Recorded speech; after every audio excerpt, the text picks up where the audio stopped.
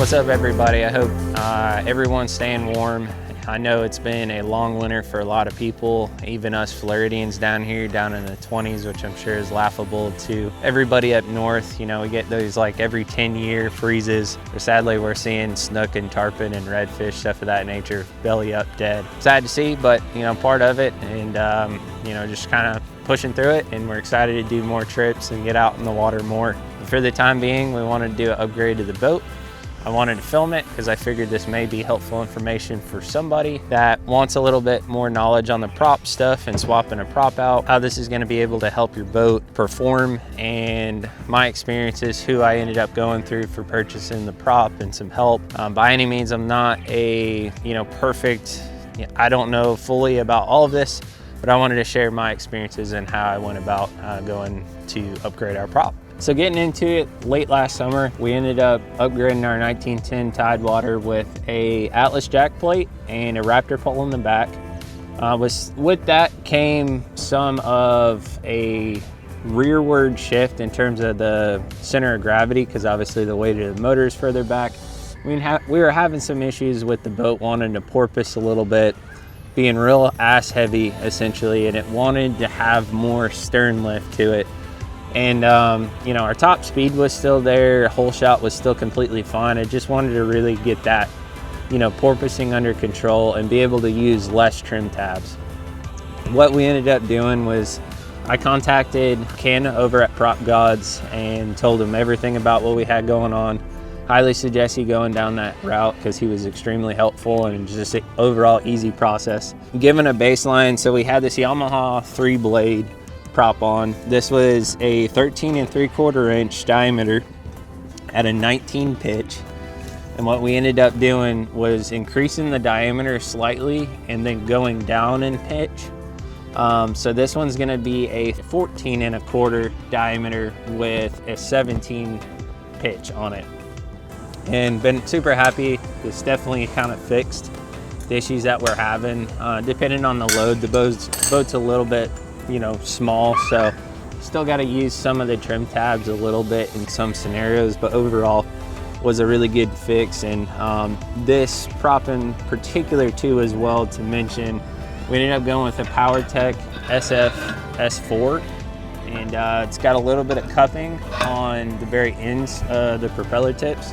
So yeah, super happy with it. It was a super easy process to go through.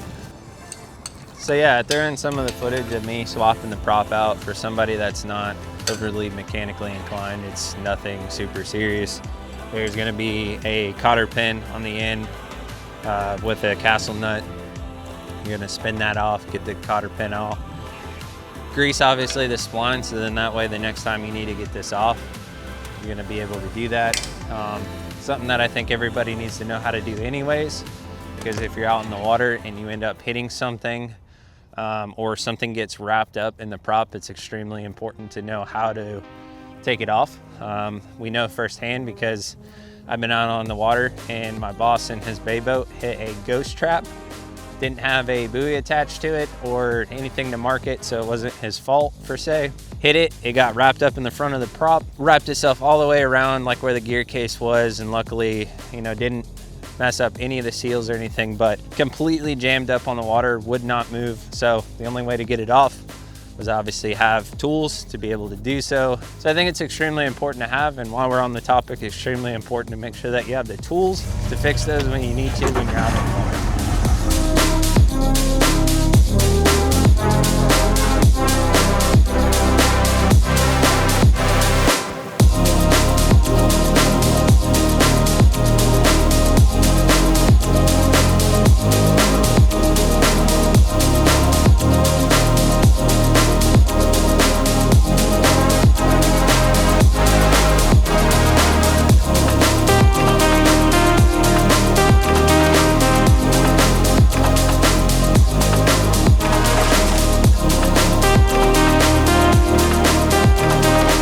Also too, as well, if you're new to the channel is based on, vacation spots that will accommodate boaters as a whole. But then a video like this, for say, we wanted to throw in the mix where it's obviously the marine products that help us that obviously get us out on the water that we trust in, give the information out. Hopefully it helps people.